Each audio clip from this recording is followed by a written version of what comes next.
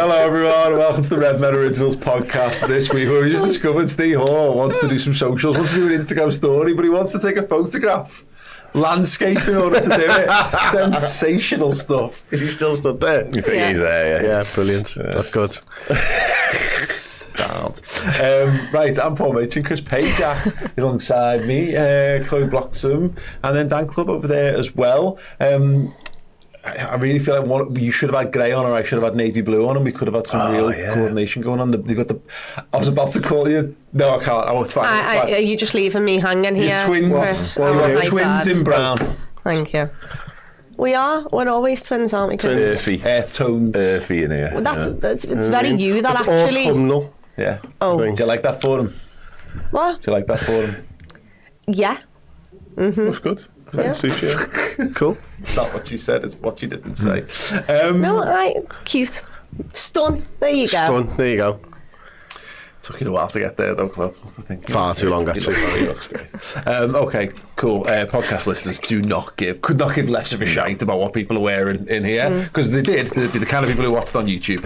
Right, we've got loads of amazing stuff to talk about.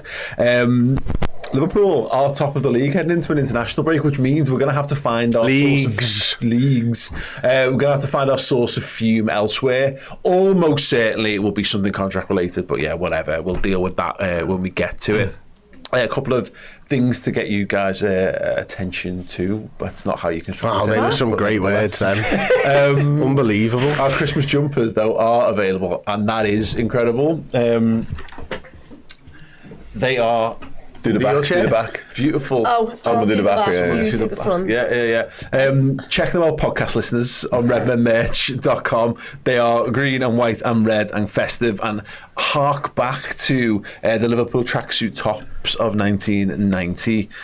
So yeah, they are absolutely stunning, and they're available in very limited numbers on redmenmerch.com. So look, we're done with Halloween. Yeah. We're done with bonfire night. Yeah. Crack on with Christmas. I would say you'd have to. No, that's technically incorrect. I don't think everyone's quite done with bonfire night yet. I am. Still hearing the fireworks. Yeah. I mean, you live in Chilwell, mate. You've got no idea. It's like Basra around ours for like 2 weeks either side of it. So yeah. It's technically Wavertree, but yeah. All right, cool. I mean, who are you trying to win over there? Depends. It does depend on the conversation where I live. Yeah. There are times I'll lie and just say Chilwell if I'm trying to impress someone. Oh, yeah. Sensational. Yes, so grab yourself a Christmas jumper while you can. We will be talking about the David Coote video that's been doing the rounds on socials. I only saw it 5 minutes ago, and I'm still, every one of my organs has tried to turn itself inside out. Did it give you the ick? Oh my God, yes.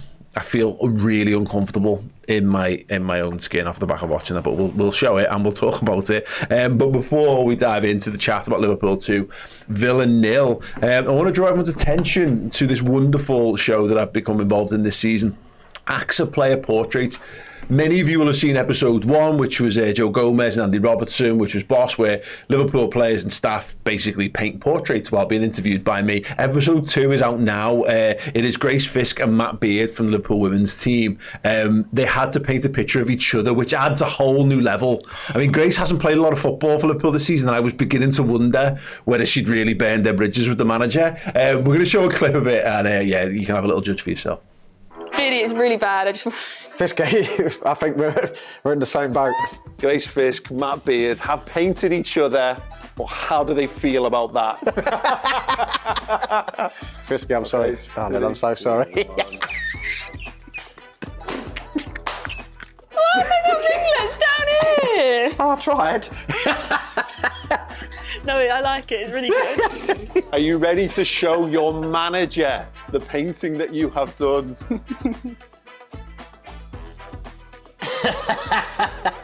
That's quality, Fisky. I'm proud of you.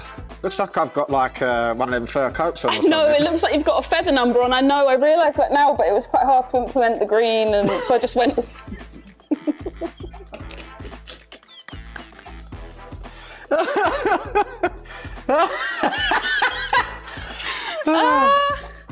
Yeah. Well, there we are. Yeah, they're look, wonderful human beings, great interviews. Their talents do not lie. in that particular field, I think it's fair to say, but that's all kind of been true of a number of people. There's more episodes of that to come in the future, but yeah, do go and check it out. I highly recommend it. Closer, why are they showing the reveal? Because the reveal's funny, but like, you know, actually the interview's really, really cool, and it talks about the process and the trials and tribulations, and obviously of management and of being a player and being in the women's game as well, and there's loads of fun bits in there as well. So yeah, if you enjoyed the first episode, and you know, and you're not really totally, I don't know, I find this with the women's team is like, I really want to know more about the women's team. I feel like I should be a bigger fan of it than I am. So I've really enjoyed the research that's gone into that, and hopefully you will too. The link will be in the description underneath. You can check out the AXA UK YouTube channel and watch the video over there. If you go in the comments and say Redmen TV sent me as well, that would be excellent, because that makes us look brilliant. And if you want to make us look brilliant, then that's a good way to do it. Thank you so much. Right, Liverpool 2, Aston Villa 0. The big question is, having gone out to watch the game before, which we will be discussing in detail on Biased, how much of this game do you actually remember, Chris Pajak? Quite a lot of the actual game, but I've watched the highlights back a couple of times, so I'm not sure if it's memory or not. I remember less of the City game, to be honest, because it went off big time. Where were you actually? You started walking down. Literally outside. Yeah, you got off at the wrong time, didn't you? But we got off at the right time, because we were saying this. If we'd have stayed there, they might have not scored. Yeah. It felt like that. Definitely worked, whatever you did, and Hotel Anfield was unbelievable. And then the walk from Hotel Anfield to the ground was just us singing and chanting the whole way through. It was just a perfect setup for a Saturday night game at 8 o'clock, of which I think we should have all of our games Saturday night at 8 o'clock, with Man City playing first and losing. If we could just sort that out, it would be fantastic, because the atmosphere just carried on into the stadium. I don't get why. Brilliant. Why do we decide to do a 12:30 when you could have an atmosphere late night? I don't get it. Why are you making people get up at the crack of dawn to travel to the other end of the UK a lot of the time, like Ipswich, that 12:30 kick-off, when you could put it at 8? Everyone could have a lovely... Make sure there's no trains back afterwards. That's also a problem, yeah, that's a problem. but I'm on a coach, so I don't care about the rest of you, sadly. That's not my problem. Yeah. No, I agree. We were chatting to someone before about this. It's like, I'm one of the few people who love the Friday night game.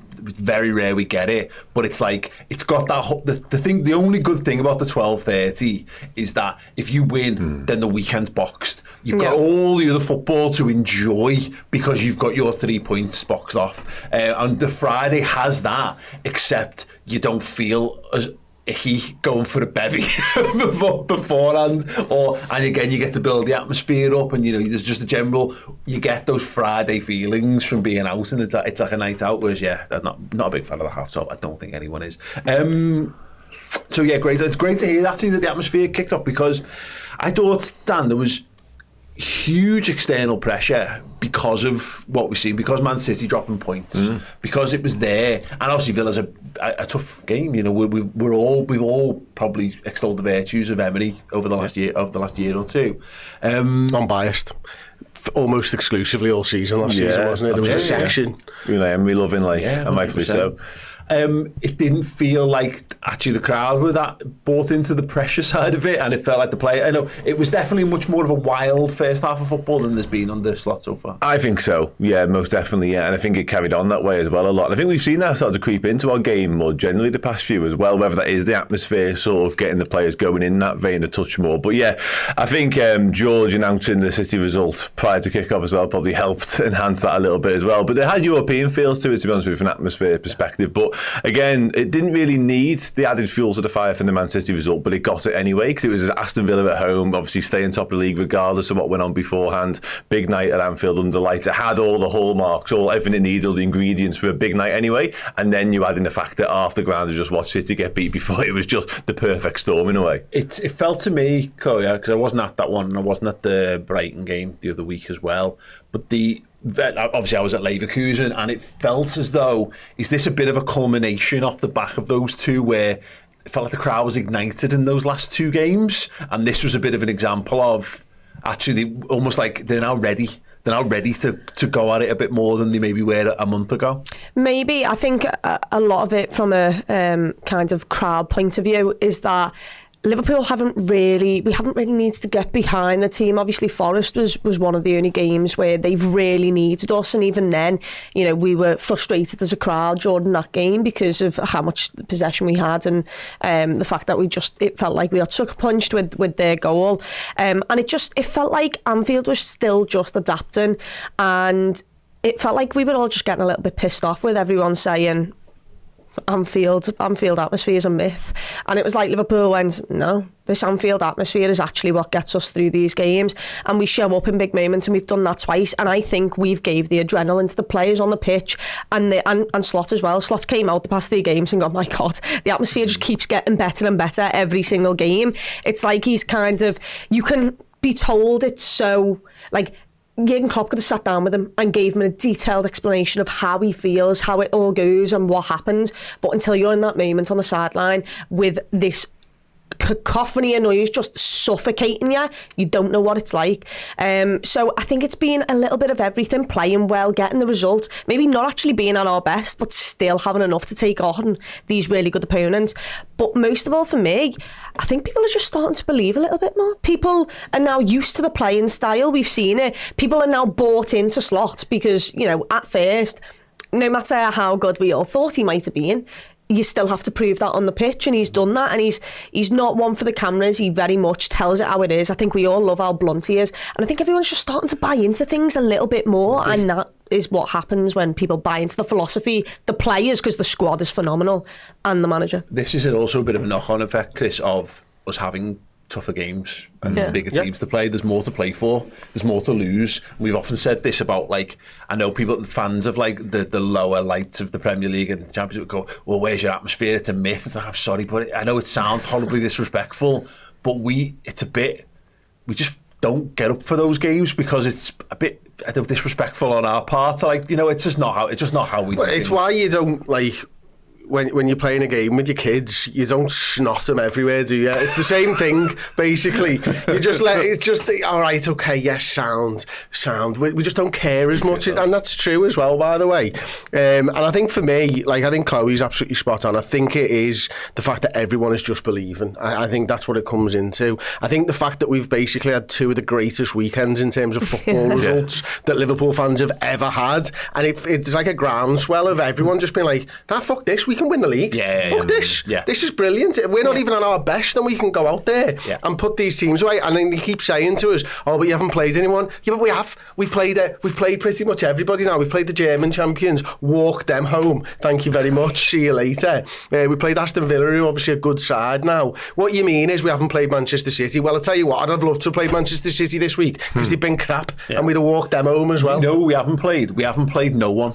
And Arsenal and City have played no ones. We haven't had, I think it's the end, we have had none of the bottoms, definitely the bottom 6, it might be as low as the bottom 9. Ipswich first game. At home, is what I was going to say. So we haven't had any of those supposed dead rubbers at Anfield, and yet other teams have had to experience that, you know, so exactly, again, fine. I like it. I like how we're now getting this world of people going, and it's still new. Liverpool might well drop off. Cool, keep being dismissive of it, but I agree, it feels a little bit like, it's not even like it's like we can or whatever. It's we've got something to get our teeth into now. Yeah, exactly. There's something there that you can actually fight for. Yep. A few weeks ago it wasn't. It was too early doors. And again, you just, with the greatest respect to half of those teams, Brentfords and Forests. Maybe we should have got up more against Forest. It might have helped. But God, what would it be like if we'd won? No, but now I think the other thing that Chloe said there, that I think Slot deserves a lot of kudos for how he's spoken about the crowd as well, because I think that helps, because to hear that the Liverpool manager wants that from us,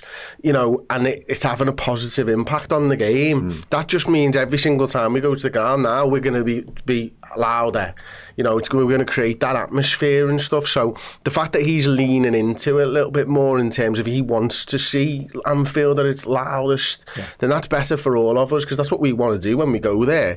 And obviously walking in after the City results, it had no chance for being anything other than an incredible atmosphere. He's not managing the crowd in the way that Jurgen used to do it. No. So like he's not orchestrating. Exactly. Like Jurgen used to shout at the main stand and tell them to shout. The players are doing it. Yeah. You're seeing like the likes of Kostas Tsimikas on corners and stuff like that with his arms in the air. It's a bit like winding it, Timmy. No, it's fine. Nunes is doing it. That's what you want, isn't definitely, it? A tackle would go in and Jurgen Klopp would turn around and face the main stand and go, get up on your feet right now, where Arne Slot's just so composed on the sidelines. And you know what?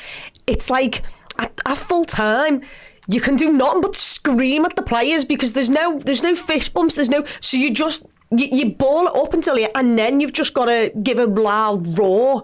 And aside from a Virgil smirk that he does every time when we win and he hears the cops scream at him, like there is no full-on let-off. So it just feels like you go back into it time and time again. You don't get that release, so you just build it up. Your release is during those 45 to 90 minutes where a big tackle goes in or the celebration of a goal or something. That is your release, because at full time you're clapping and you're screaming, but you're not going to get what we've been used to. No, exactly. And look, and Klopp, to ultimately the fist bumps thing, amazing. Like, God. I'd rather win games of football. But yeah, but that's the thing about Slot. It goes back to it.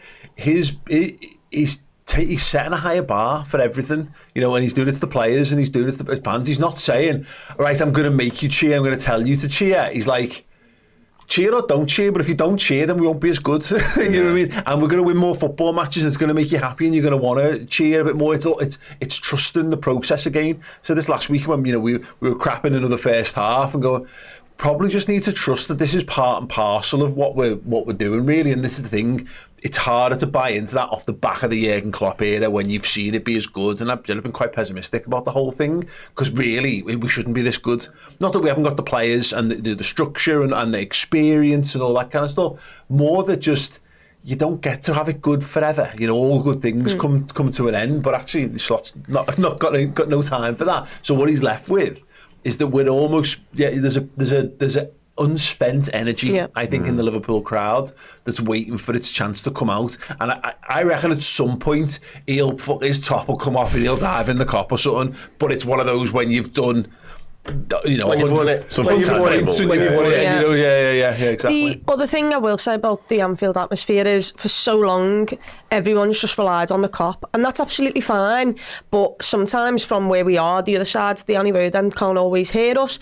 It's nice that when we're singing LA, when we're singing the Luis Diaz song, you've got people in the Kenny Dalglish stand, the main stand, Annie Road end, standing up on their feet. That is what we need. We need all four sides of the stadium, and in the last 3 weeks at least, you can feel it, because it might be the Kop starting it, but it's you can hear people's bums get out of their seats and stand to bounce. That's one of the Klopp legacies, by the way, is like standing up again. And people just got up during the match. Yeah.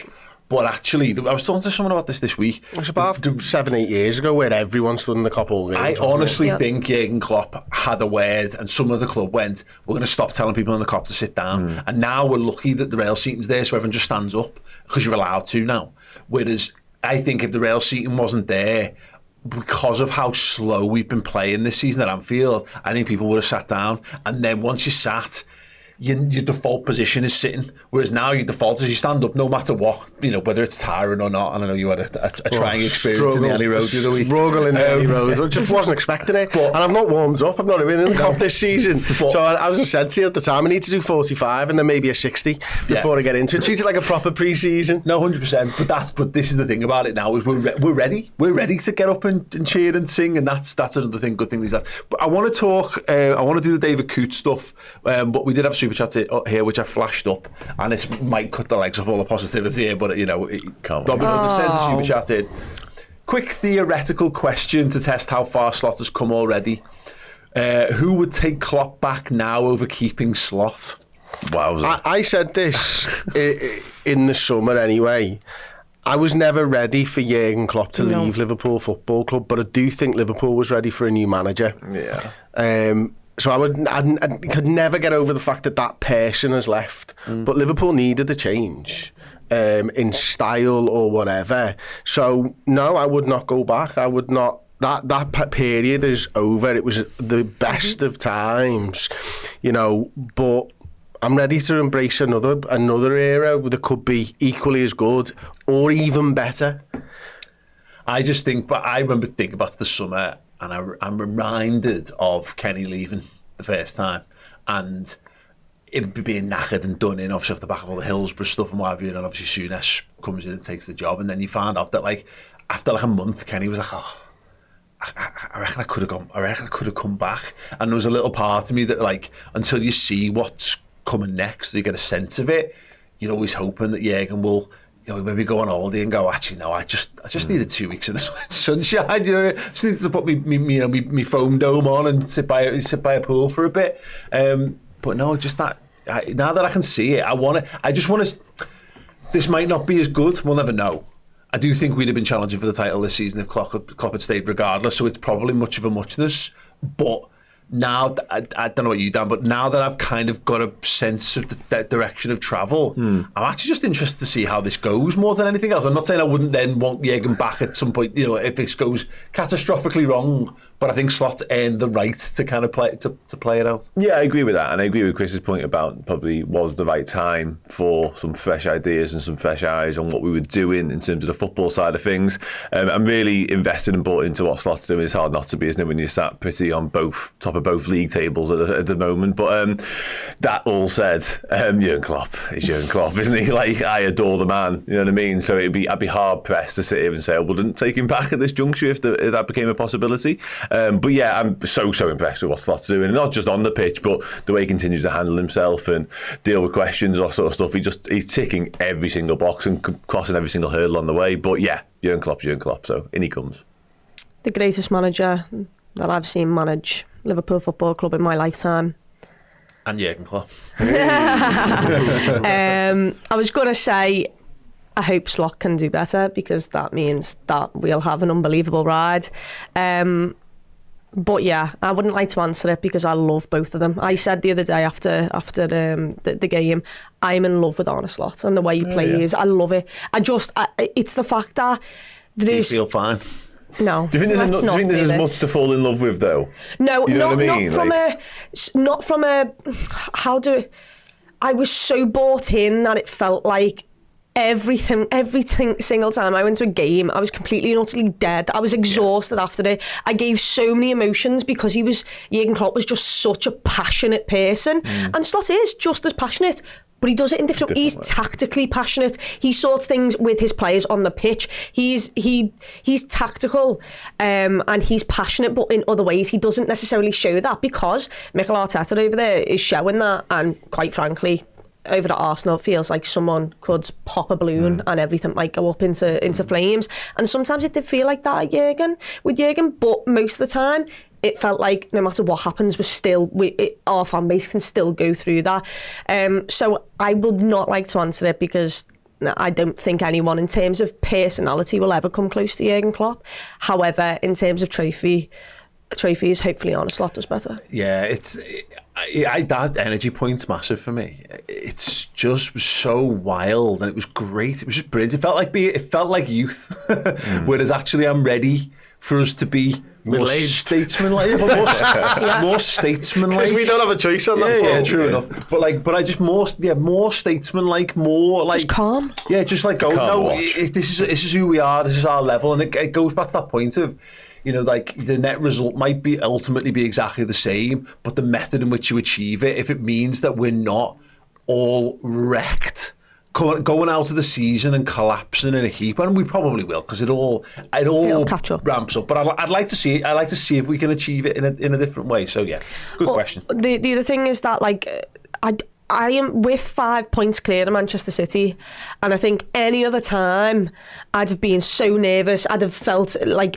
I'd not more invested, because I am so heavily invested in Liverpool and football, but I am just so calm. Like, I'm not even thinking about it. That would occupy my mind every single day over the last 6 years. But right now, under Slot, there's just something about it where I'm just calm with what's happening, and maybe that's because I didn't expect us to be here. Maybe it's that. But I'm just so calm with what we do. And actually watching the Villa game, you said you weren't calm with the last 20 to go. I was quite calm with the last 20 to go. Yeah, I was calm as well, to be honest with you. We shouldn't really be here, there should be, at the point on that, in a way, because you're not supposed to go from one manager like Jürgen Klopp and transition to the next one seamlessly and just carry on. Obviously, he's put his own stamp on it and there's been changes, but everyone was looking at Liverpool like, how are they going to do? A bit of a transition season. We're still learning on the job a little bit, and yet still, here we are. Yeah, but I still think those things are all right. They are true still, 100%. They are. We are in a transitional season. But we're winning games of footy. That's the best way of doing it, then, isn't it? You know what I mean? I said that on a video last week. I think we're 65-70% of where we can be this season. I don't think we're anywhere near the finished product at the moment. Look, somebody's got to. Sometimes you've got to get lucky as well. And this is the thing about us, by the way. And I think we should probably just get back to talking about the game. But it's that in that wider sense of you do need other factors to go in your favour, and they can all still go wildly against us. There will be no mark against Slot whatsoever. You know, if 5 of our first team players go down with mad injuries and we don't succeed, that won't be anything to do with the quality of the manager. That's just the way that the cookie crumbles sometimes. But actually, sometimes it happens to other people, and you've got to be there to capitalise. Leicester win the league 5,000-1 because ultimately none of the other good teams had a good season. You know, if Man City, you know, a year later, it's not possible because Man City are up and running under Pep Guardiola a year later, and then they never look back off it. It won't happen. 2 years earlier, it doesn't happen because there's other teams that compare and so on and so forth. So you need a lot of things to go right, but also you need to manage what you've got, and he's managing what he's got brilliantly. The other thing about Slot and maybe a difference to Jürgen is we obviously know that Jürgen came in and from his first press conference, everybody fell in love with him. Of course, that was going to be the case. But also we remember what Jürgen Klopp was at the end, which is the voice about everything in our lives. Yeah. Slot can still get there. Oh, God. You know what I mean? He's 3-4 months in at the moment. In 2 to 3 years' time, if he's successful, he'll still be here, and we'll know a lot more about Slot. And he might be a kind of guy that you go, yeah, you know what, I hang on every word he's saying, because I do already, to be honest with you, because it's just fascinating listening to him talk about footy. Yeah, don't tear us apart. Right. There's a video doing the rounds on social media. It looks like it's just all come out today. It is referee David Coote and some lad filming him, presumably a friend of his, probably not anymore. If you haven't seen this video, we're going to play it now. I will forewarn you that there is some bad language in here, which you watch Redmen, so you know what the fuck do you expect. So I'm going to play it. What did you think of the Liverpool game earlier when you were fourth official? Liverpool was shit. What do you think of Jurgen Klopp? Cunt. Absolutely. What would you say? Why would you say that Jurgen Klopp was a cunt? Aside from having a right pop at me when I ref them against Burnley in lockdown, then he accused me of lying, and then just had a right fucking pop at me, and I've got no interest in speaking to someone who's fucking arrogant. So I do my best not to speak to him. Milner's alright. I'm going with so James Milner. You get someone James Milner. you can see me there. It's the next one as well. Mask on. Yeah.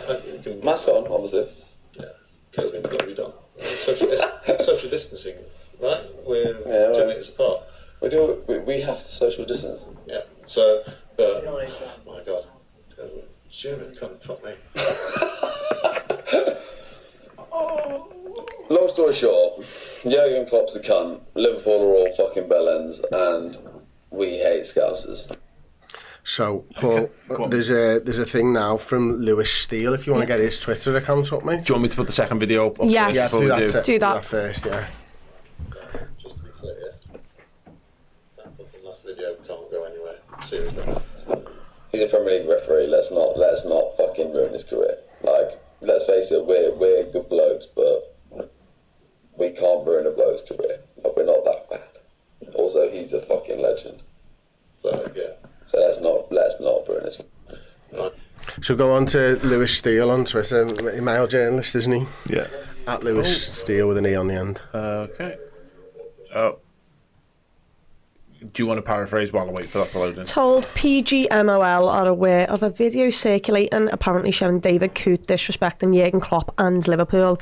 They are investigating full story over blah blah blah shortly.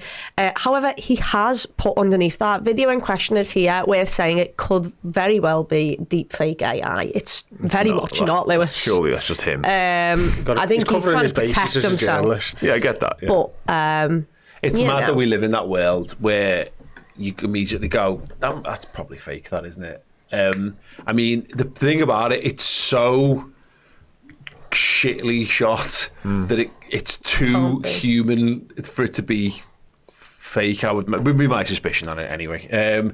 But like, this guy refereed Liverpool at the weekend. Now, granted, in his words, not mine, German C word, isn't our manager anymore.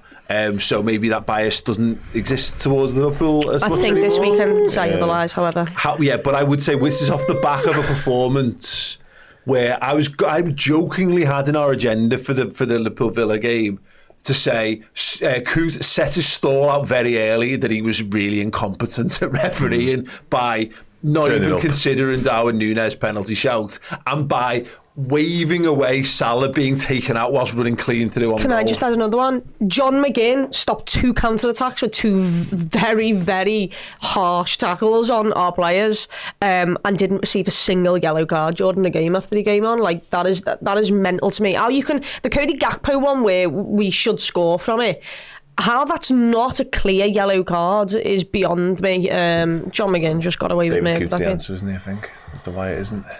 Can we just... Horrendous. This is mad. Like, I mean, we live in a world where videos circulate of footballers doing laughing gas and, you know, and like they get caught out cheating and all kinds of stuff because mobile phones are everywhere. But like... And he must be bladdered in that video because his mate's definitely bladdered, you can tell. And we've all filmed videos drunk before. And then after the fact gone, I probably shouldn't have filmed that. Let's make sure that it goes nowhere. But it doesn't work if we're not on a wide.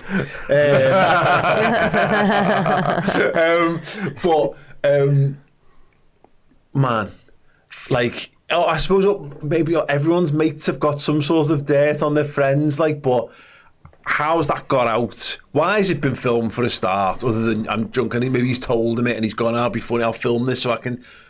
Who's he shared it with? Who's that for? What? That's wild. And it's obviously not come out. It's not new, is it? It's obviously No, it's from COVID, I think. Years old, yeah, lockdown stuff. Yeah, it's bad. It's really bad. But it's bad because no one can say he's not had some sort of agenda because Jurgen Klopp was manager up until last year, literally up until the summer. And they turn around and they say they ate Scousers, and I mean some of the language used there, Jesus Christ. The timing of it is a thing. Yeah, isn't it? They've waited. The Monday morning after that, the weekend, that. that's a thing. That's not even a Sunday. Not a coincidence, like, that. But like Liverpool managed ref Liverpool games. But maybe Liverpool would be quite within the rights to sue the PGMOL. Yeah. For something like that. But they wouldn't have known about it, would they?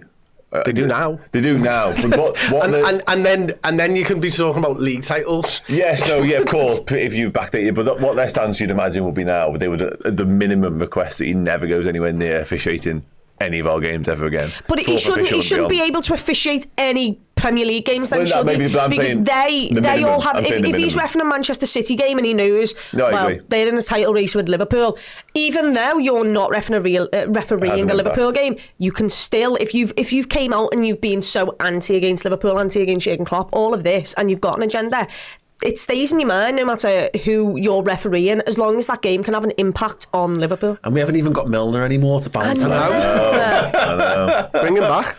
But like, why has he got a photo of James Milner and him and Klopp on his phone? Was it like must that have been his first game as like a fourth official as a referee? No, I don't think so. The thing is, it wasn't like Strange it wasn't fella. even a photo.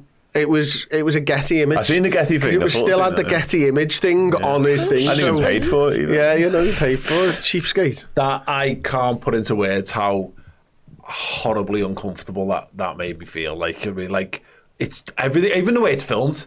Like, because his mates. I think he's trying to be funny and he's doing like mad zooms in on his eyes and all kinds of stuff. It looks like he's, you know, like some nerdy kid at a house party and he shouldn't really be there. It's a bit like American Pie, you know, go and pick on the nerdy kid at the party who's gate crashed. It's like, are they his mates? Or has he just turned up, got an arsehole and they've gone, oh my God, it's David Coote. He's spouting all kinds of shit. Yeah, quick, you know, see if you. But why wouldn't we have posted that any other time aside from now? Because they're not Something's that bad, changed. apparently. Something's changed in their friendship dynamic. You'd imagine they've been sat on that for some time, and someone said something, they've gone for it. The irony of him calling Klopp arrogant as well, by the way. My God, like he's also, the worst.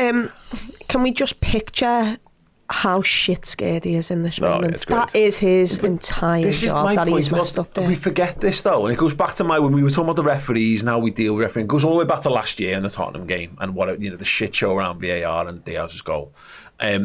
they've gone the wrong way with this. They're trying to. We forget that referees are human beings, and they're obviously not like particularly cool human beings, are they? Because they're not sure that you fall into that profession. You know, a lot of the time, if you're really like, if you're the cool guy in class, you don't go refereeing's for me. No. Sorry, go on. This group chat. Just looked, he was on VAR when the City handball happened against Everton. I remember that. He was also on VAR when Odegaard played basketball in Liverpool's box last year. There are people literally going through his entire career. If people can put every example where David Coote has refereed or been involved in the referee team around the Liverpool game, then let us know in the comments. There you go. Adam Gay, he was on VAR for Odegaard handball and stood up pen on McAllister versus City. Was he as well for that? Oh, it's getting worse. It's not going well. We've had him a lot for VAR as well, him. Oh, dear me. Any chance someone would like to make a list and put it on Twitter so I can retweet it? Thank you. I feel like we're doing something. David John, thing is, he can't go near a game that could directly impact Liverpool. Any bad decision, let's face it, he'll make one and all hell breaks loose. Yeah, he's done it to himself. And it's keep going back to it. He's entitled to have opinions. He's entitled to think that Jurgen Klopp is a dickhead. Because I actually know people who think that. You know, we don't think that because we think he's lovely and he's a great Liverpool manager. There are people around football, you know, work in different football spheres who don't like Jurgen Klopp. Didn't like interacting, didn't like how he spoke to them and all that kind of stuff. And that's fine. They're entitled to that opinion. But like, I mean, it sounds bad, but like, is it better if he keeps it to himself? I don't know, because ultimately we'll never know, and then you can't out it.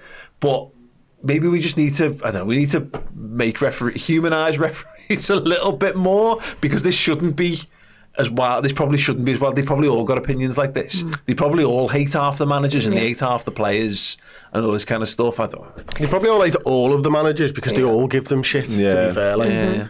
The people in the comments saying VAR for Pickford's ACL on Verge as well. Oh. I mean, look, I don't. Some of them might be wrong, some of them might be correct, but here we are. There'll be a list somewhere.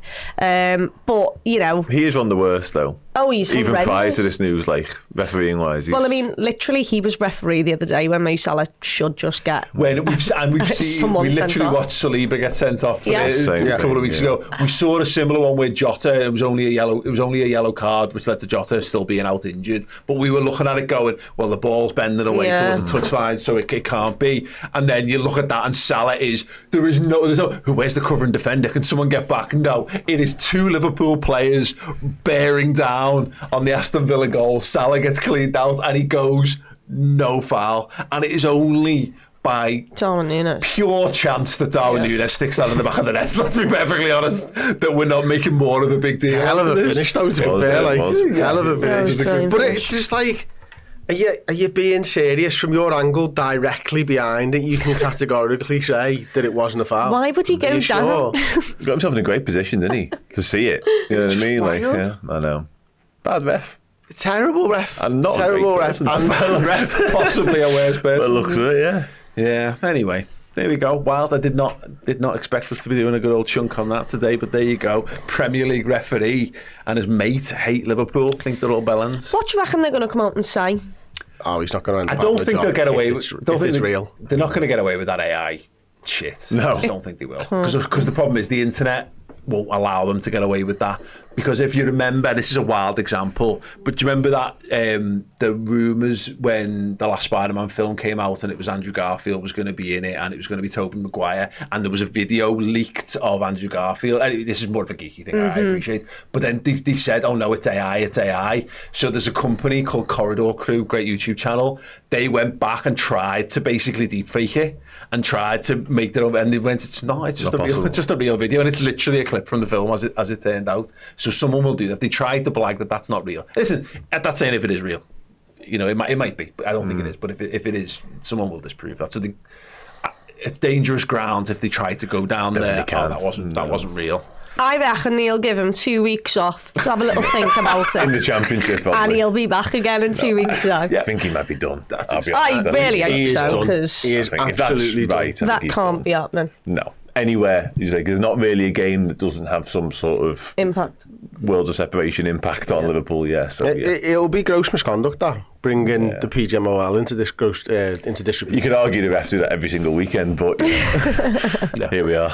There you go. The El Descarriado's got it there. That's what the title will be. VFX artists react to PGML bringing the league edition. Yeah, definitely. Cool. Yeah, let us know your thoughts on that in the comments. Back to Liverpool 2, Aston Villa 0. The Darwin pen shout. I mean, we're back into another one where we get Darwin Núñez is running into a Pistons of the pitch. They don't like him doing that, so it's fine. Just kind of crack on. That decision to not give a free kick to say that it wasn't a foul on Salah, wild. But Darwin Núñez, Chris, let's have a big old chat about Darwin Núñez. Okay. This is him, isn't it? Yes, this is him. This is just Darwin Núñez. This is what he is. This is what he forever will be. He will have games where he scores more. He will have games where he misses more and scores less. He'll have games where he misses more and scores more. This is Darwin Núñez. Buy into it or don't, but he's never going to be Alan Shearer. No, I don't think so. Funny, I was watching, I think it was on Match of the Day or something, where they were talking about like maybe it wasn't Match of the Day, where they were talking about maybe getting him a shooting coach and all this type of stuff, and maybe a therapist or something to talk him through and all this type of stuff. And I'm thinking, I'm not sure this is going to work, lads. I think he's just going to be like this forever. I think he's going to score the hard ones. He's going to miss the easy ones. He's going to chase everyone and leg everyone round the pitch for 90 minutes or whatever it is every single game, and you're either going to have to love him or you're going to have to hate him off the back of it. But he's an exciting player.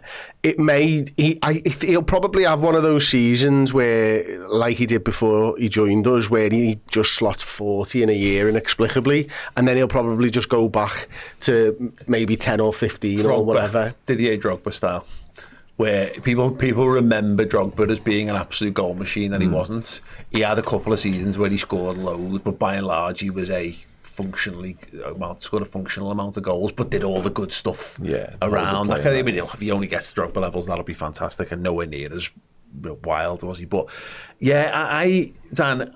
But a lot of people say, well, when he's got time to think about it, he fucks up. Mate, he has time for that first one. He didn't fuck that up. No. The Brentford goal last season is the epitome of time, and he gets that right. Yeah. So it's not always the case. Exclusively, I tend to agree. You can't really put your finger on what it is. I'd say if I was to create a basic rule, though, that would still be the I think it's a fair push. I think it's a fair line to push, personally, yeah. But I thought he was exceptional the weekend. I thought all the things that are good about Darwin, he did in abundance. The energy you mentioned there, the pressing, never say die attitude. I thought it was brilliant. And as you say, what I like most about the first goal, the finish is exceptional, though he makes the angle particularly difficult for himself, and Martinez might help on that front. But it's the fact that he could have easily sort of waited to see what happened a little bit with a Salah foul situation, but he doesn't. He doesn't mess. He just goes, takes the ball and drives forward with it and finishes thereafter. So yeah, I thought it was exceptional. And that's what I mean. That's the difference between those two situations. You're right. It's not like it's a snapshot, but it is I run onto it, I take it around the keeper, I shoot. It's like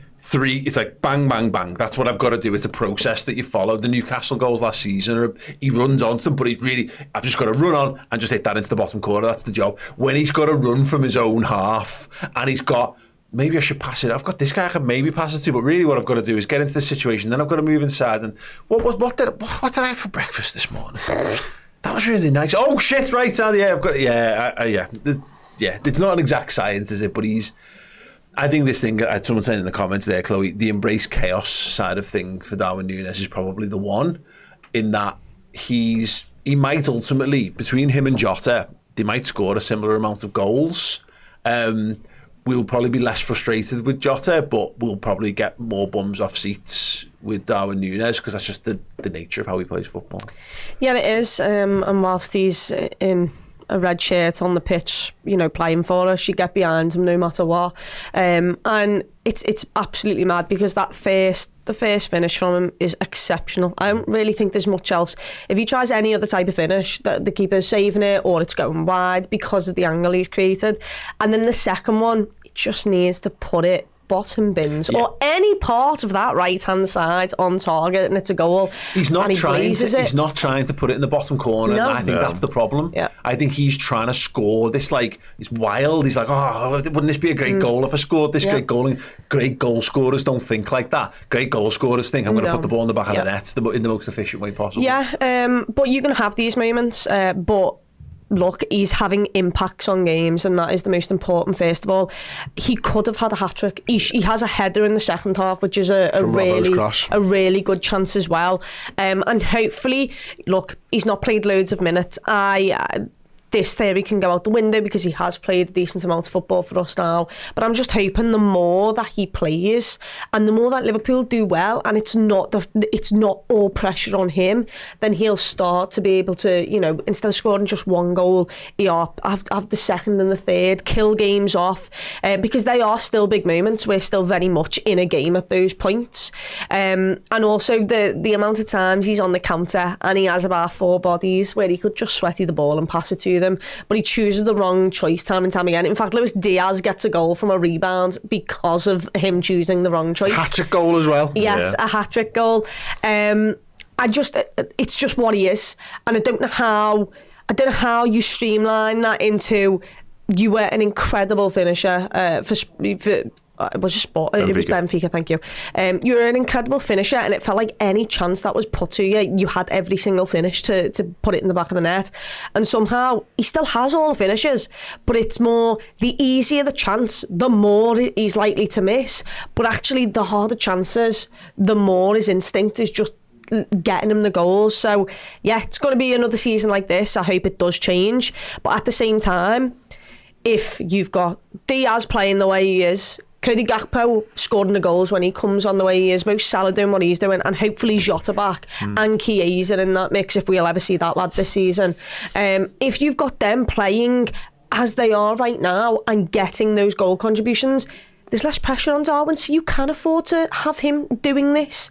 So it's one of them. It's just, if he could just score more goals and be a little bit calm. Like, he's a 1 in 3 striker, isn't he? He's a 1 in 3 striker. As evidence of the weekend, literally. Yeah. Literally. I don't think he's going to be more than that for us, to be honest with you. No. The header is a brilliant header, apart from the fact that he's not in line with the goal. He heads it in a way where he thinks, oh, I'm sort of in front of the goal. So as long as I get good contact, and it's a brilliant header, but he gets himself in front of near post, of course. But yeah, I was pleased for him at the weekend. You can see how much that goal meant as well. I know he'd probably be frustrated with what happened there after with the 2 misses, because Chloe references, whilst it was 1-0, I was still, there's still jeopardy in that game for me, and Darwin Núñez had the opportunity to absolutely kill any jeopardy, and that's where he just falls down slightly. Yeah, 100%. Yeah, that's where he's at. And look, we've just extolled the virtues of some of the other players around there. You know, there was times in every one of their careers where they weren't being super prolific and whatever, and Diaz is probably the prime culprit for that. You know, I don't think anyone expected a year ago that this was the kind of numbers that he'd be getting to.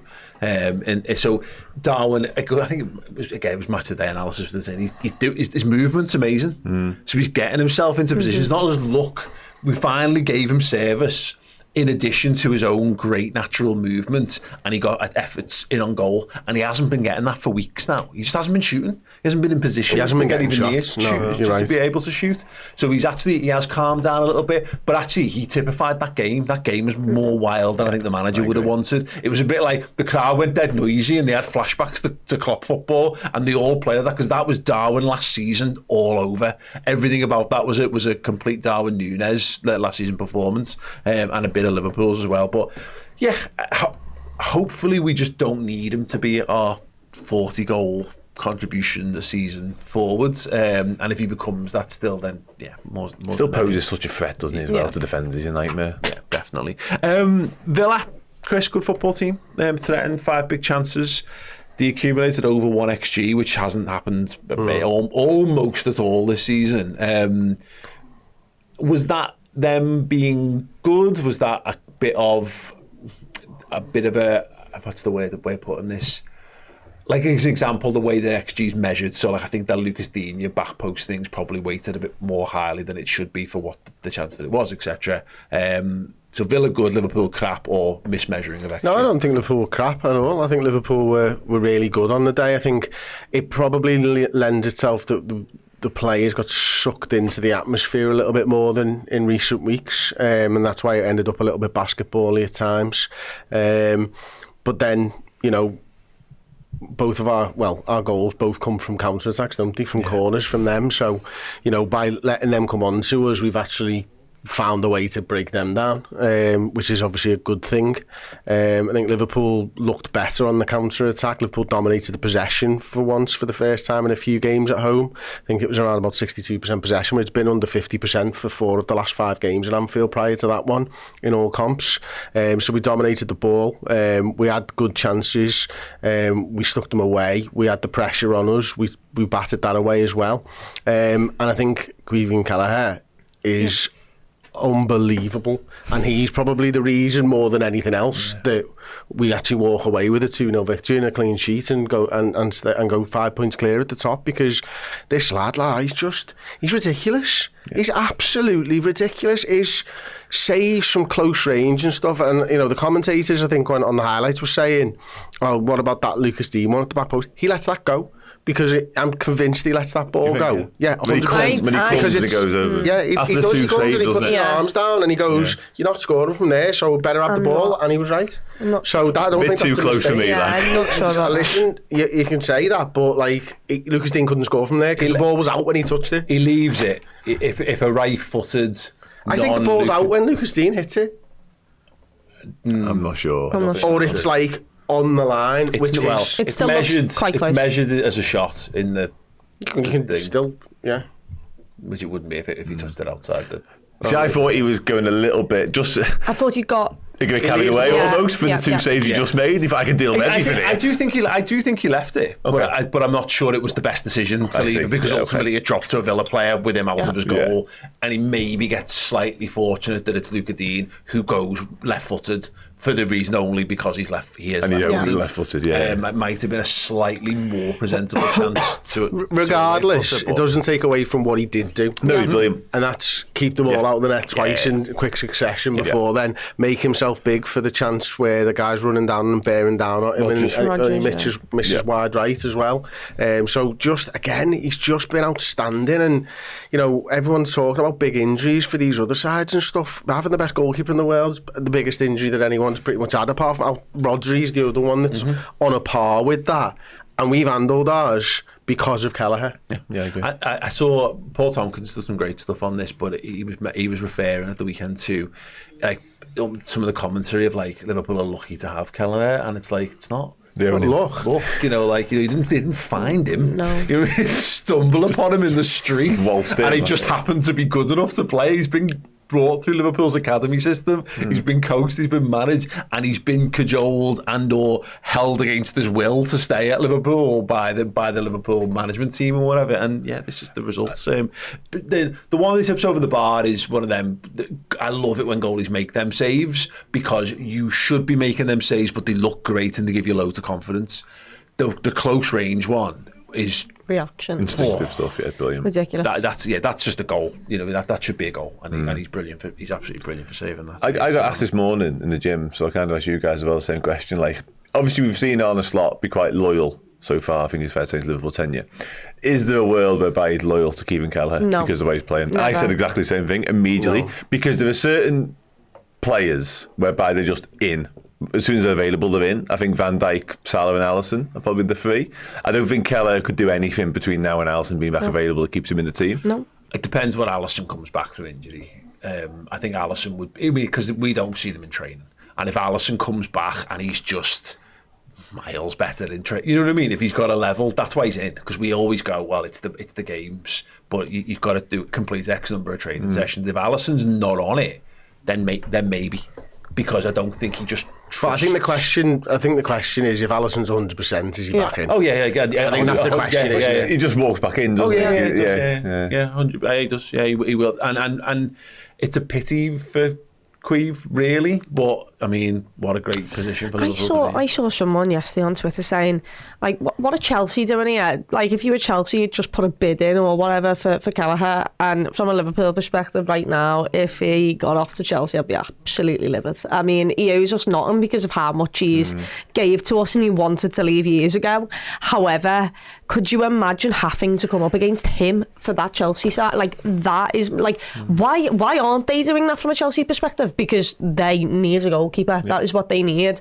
And Kelleher is the second best goalkeeper in the league. Well, yeah, he's got to, but I'd hate to have to come up against him in the Premier League because he's brilliant. And it's like, it's mad because when he's called upon, you never hear him moan. He never comes out and says anything controversial. We all know he wants to be number one somewhere, and yet you feel like that should distract or get in the head of him. And yeah, he comes out and, you know, we think we've got the best goalkeeper in the world. We might have the best backup in world football. No, we have. Without a shadow of a doubt. Yeah. And I think we need to sort of extend the parameters of what we say and how we praise him, because often we say, oh, he could play for any Premier League club. He could play for any top 10 club. I think it's further than that. I think it's like top 6 sort of regions. He's that good. Like, he's exceptional. Well, it sounds that because obviously Alisson's out injured, but right now he is the goalie for the best team in the league and the best team in Europe, and he's played enough. We haven't lost since he's been in goal for us. You know, Alisson Becker's lost the game for us this season, right? That's right. Yeah, the Forest game. Yeah. So yeah, you know, you're right. He is that. He is. He's a Champions League level goalie. It's just that thing right now is that Alisson exists in that bracket above, doesn't he? And Kelleher may never get to that because no one, basically on the planet, no one gets this. So you might as well statistically say it's as close to impossible as anything. But, you know, somebody's got to be in there. Alisson's in there at the moment. He may well down the line. And yeah, it would be a pity. But again, to quote Paul Tompkins, the numbers he's putting down are exceptional. The lad we've got at Valencia's doing even better by all accounts as well. So like, and they're bombing the league, by the way, Valencia, and he is still pulling up trees. I was going to sort of bring him into the conversation because I think I asked this morning by somebody else upstairs, like, why did we sign him? And it's such a tricky one because when you see Kelleher play, you think, we'll just keep hold of this lad. He plays for us, he's been here for years, he understands what it means to be, all that sort of stuff. But I think it's going to sound almost disrespectful. I think Kelleher has a ceiling. I don't think we're too far from it yet. Whereas I think Mamardashvili's ceiling is above and beyond. That's sort of the Alisson Becker bracket again. I think Liverpool's hope is, and Liverpool have identified him and signed him for that reason. Imagine Kelleher though when he's played 100 games or 200 games, because what he lacks is just that experience. Yeah, I mean, I think there will be people at the club, and whether it's right or wrong, born out over the course of a career, who will think, you know, it's different when you're fighting for a shirt. It is. We've not seen Kelleher own a number one shirt and keep up those levels, but the way that he's treating it is, I've got to do the absolute best because I'm kind of playing for a move, and I also want to do well for Liverpool and stuff. How does he react to being a number one, and can you live up with that pressure? Because how many times have we seen goalkeepers move to Chelsea, as an example, for loads of money, world record breaking fees, but as soon as the number one between them, the sticks themselves, they end up shit, because they can't deal with that pressure. He's not had that pressure yet. So, and he might never get that pressure at Liverpool, but it's also something that, like, we saw Alisson as a number one before we bought him, so we understood how he deals with that pressure. Kelleher hasn't had that. No. And look, let's be honest, you'd all back Kelleher to succeed. If absolutely, if he had to do it, that's the key thing in all this, is that I would love, I said this in the summer, because all the rumours where Alisson wants to leave at the start of the summer, that was a really strong rumour, and I'll be honest, I love Alisson. I think he's the best goalie Liverpool have had in my lifetime, but I shrug because sunrise, sunset, things happen, and Kelleher for me was ready to step up and be Liverpool's number one this season, and now we signed Mamardashvili, and you're going, well, why have we signed him? Because ultimately he's like 6'6", he's 2 Kelleher wide, and he's still agile. So he's got all the shot stopping stuff as well, and it's that, like, so yeah, because we're being smart finally in the transfer market, and we're future proofing, and we're trying to avoid icebergs, because we watched Titanic and we own a ship, and we're like, let's not do that. You know, so yeah, hopefully that's the reason why. But yeah, he was great again. Just quickly then, Villa's pen shout. I mean, Pau Torres, Chloe has made an absolute prick of himself there. Yeah. I mean, if David Coote didn't give it. I know, saying something really, isn't it? He runs into Ryan Gravenberch. I've got no idea what he's trying to ask for. But what he does do is he means he's one less lad running back. And, you know, it's one thing to go down acting like you've been shot by a sniper from somewhere in the stand. It's another for then Mo Salah to go the other end and dink it over your world number one keeper. Because honestly, the composure, I don't know about you, I was in the ground screaming for him to just pass the ball so we could just score the easy goal. Like, I think we all were. Which foot is he going to pass it with? Because he's shaping up like he's going to go on his left foot. Just pass it right-footed, mate. And because he'd already had that one to Diaz earlier on, which he just didn't get quite right. And come on, do this right now. Is he going to do what Darwin did and wet the guy out run and knock it behind him? No, I'm just going to sit everyone down and kick it. He doesn't shoot, he kicks it into the goal. Passes it into the net. And the best thing is, there's a shot on the highlights where everyone behind the goal's like, pass it! And then they're all like, get it! It's like Cody Gakpo was fuming. Oh, he was gutted. He was gutted. He sort of did the arms thing, and then he's like, oh, he scored. Gerrard and Alonso scored against Luton. Yes. Okay. Great. But yeah, Pau Torres, that is an absolute embarrassment. 6 for 4, mate. Absolutely embarrassing. Mo Salah, Dan, first time Salah scored in 4 consecutive Premier League games in 3 years, 20 combined goals and assists in all comps. He's getting a goal or assist every 67 minutes for Liverpool so far this season.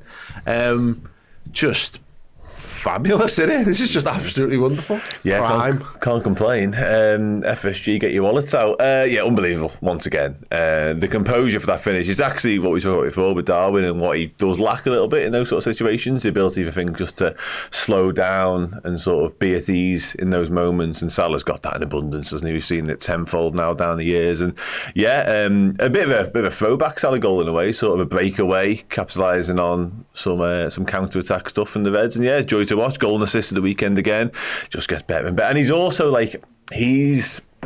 he's loving it as well, isn't he? He is purely in the moment. The minute he steps on that pitch, he knows he's the man right now. He knows he's at his very, very best. He knows at the peak of his powers, and he's just basking in the glory of it. And it's a fascinating watch, really, because he'll also be sort of consciously aware of what's going on in terms of speculation off the pitch wise and all that sort of stuff. And he's not letting that bother him one iota. He's just going out there and winning games of football time and time again for the Liverpool Football Club. And what he mentioned in his Instagram post like a week or so ago, whatever it was, about this football club deserves and needs to be at the top of the table, he's living proof of that, and he's dragging us along with him.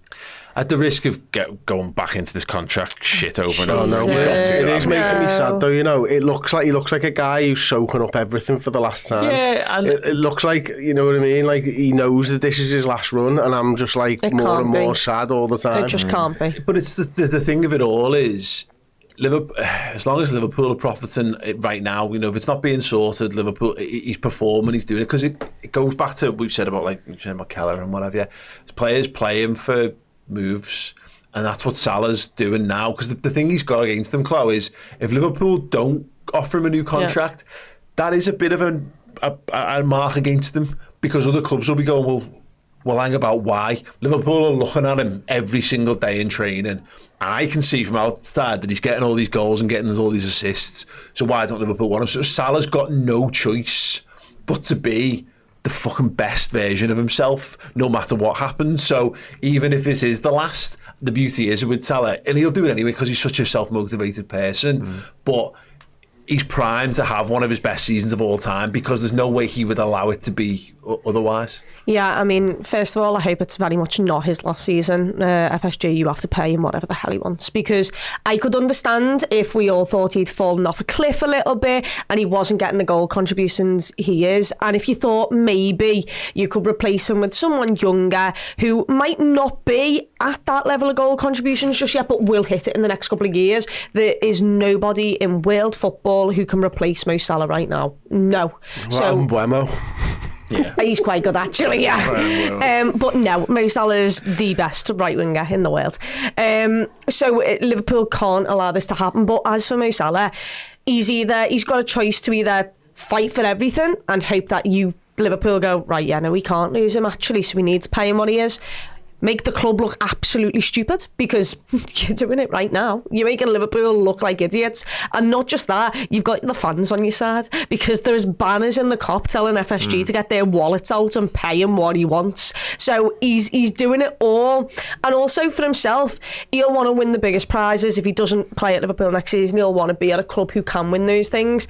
He wasn't in the Ballon d'Or conversation, apparently. You know, he wasn't in the top African player, which is absolutely ludicrous. So every single dig that's being put on him, he's just going, right, so I'm just going to put more proof here of why you should be talking about me as one of the greatest footballers to ever play in terms of output, because he is a joke. There's going to come a point where a decision's going to have to be made one way or the other, and that's going to have an impact one way or the other. But yeah, that's the beauty of it right now, is that he's doing the absolute business, and that's, I'm glad. I'm just really glad of that, because it's nice that it's a hard decision. You know what I mean? It's nice that people are fighting for him, that he's there to be fought for. We've seen a lot of players kind of fall off a cliff, and you go, oh, I don't want to. And maybe this is part of it. I don't really want to see Mo Salah. I don't want to see a Mo Salah that can't do the business for us anymore. But we may never have to live in that world. So I get, for as far as embracing the moment goes, I'm made up for him, and we should be. And Liverpool are reaping the benefits of still having Mo Salah. So yeah, long may it continue, and hopefully it gets sorted one way or the other. Thing is, it can only be a financial thing. That's it. It can't be anything else. Well, it could be a fitness. No, I think the finance considers the fitness thing, of course, because longer term, you mean? Longer term, yeah. So, listen, I'm playing devil's advocate. Liverpool can't afford to make the wrong decision here either. That's the other thing that we don't think about is, look, they do see him, as you said, Paul, week in, week out, and they'll see his numbers in training and everything else, and they might see that actually the numbers behind the scenes aren't as good as the numbers that he's putting up on the pitch, and that worries them a little bit.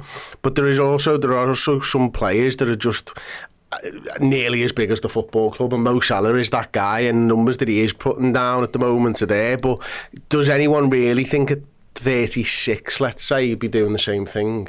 No idea. Who knows? He's defying logic right now, I would suggest. So there's no reason he can't continue to do so. Because he's just evolving, isn't he? He's just evolving as a player, that's the thing. Liverpool are looking at it and going, he's going to be one of the top 5 earners, let's say, in the Premier League. He might be close to the top, I don't know exactly. And again, I'm playing devil's advocate here, I'm not saying this is right, but at 36 years old, will he be able to do the same things that he's doing now? No. And that's the question, because again, we all are looking at the goals and assists, and that's it. Your point is a bit like we see the iceberg that sticks above sea level, below that, and we're presuming that it's all still underneath the ocean where we can't see, because that's what it's always been. But it might, again, they're the ones who are measuring the erosion that we're not seeing. But look, we're not doing it. It's boring. I'm fucking so sick to death of talking about Liverpool contract stuff. Can I also just say one more thing on him? But I feel like he will. Go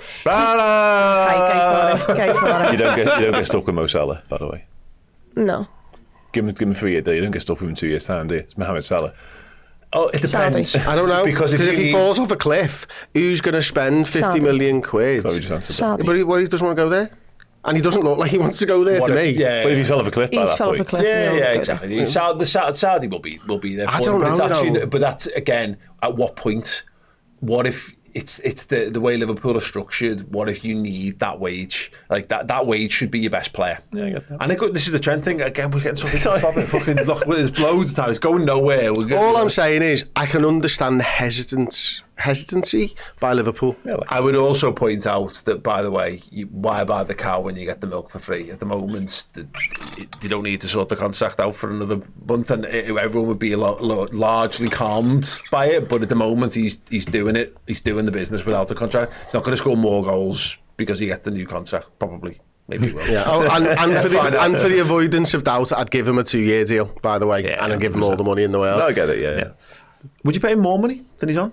Well, that's what he's going to ask. We're doing it. Stop. Surab Patil, just to reply to the Slot Klopp conversation from here, he says, love Slot, but I would still take Klopp back. Forget 23-24, but we were this calm and confident in 19-20. We would be where we are with Klopp this season. Liverpool, the only Premier League season that Liverpool have outperformed this one after 11 games is the title winning season. We're going to be taking stock of the season so far in a few minutes' time. We have got a prize draw to do, and then we're going to tell you what this month's prize is as well in a second. So let's just dive into it. I realise I put this in the agenda. I'm used to there being a break where I go, but no, we're staying on screen for another minute or so while we pick the prize winner. This month's Club Legend tier subscriber prize on redmenplus.com is that it's a John Barnes signed shirt, awkwardly hung. It is a little bit awkward, isn't it? It's gone a bit skewy from the like me. Yeah, there we go.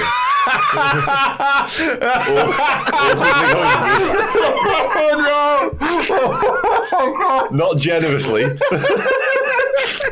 David Coote is definitely awkwardly hung. Oh God, yeah. So yes, we're going to pick who's going to be the winner of this absolute beauty of a shirt. I'm going to spin the wheel. Everyone who's a Legend tier subscriber right now on redmenplus.com has got their name in the hat. Ooh. Keith Tolson, congratulations. A round of applause for Keith, everyone. Well done, well done, well done. That shirt will be winging its way to you. Next month's prize, Chloe Bloxham. Yep. It's a lovely FA Cup winners 1985-86 shirt signed by Jan Molby. Very good. No less. The hits just keep on coming. If you join up to redmenplus.com as a Legend tier, you get access to our Discord group as well as all the extra videos and bonus features. But yeah, prize draws.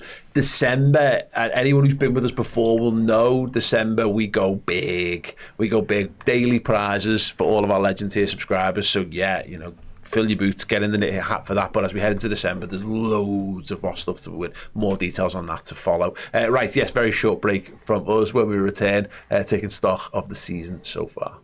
Hey everybody, how would you like to get your hands on this stunning retro Liverpool shirt signed by Jan Molby, no less? All you have to do is sign up as a Legend subscriber at redmenplus.com and you will be in the prize draw to win this beauty, as well as getting access to our Discord, free merch, money off merch, and a whole lot more.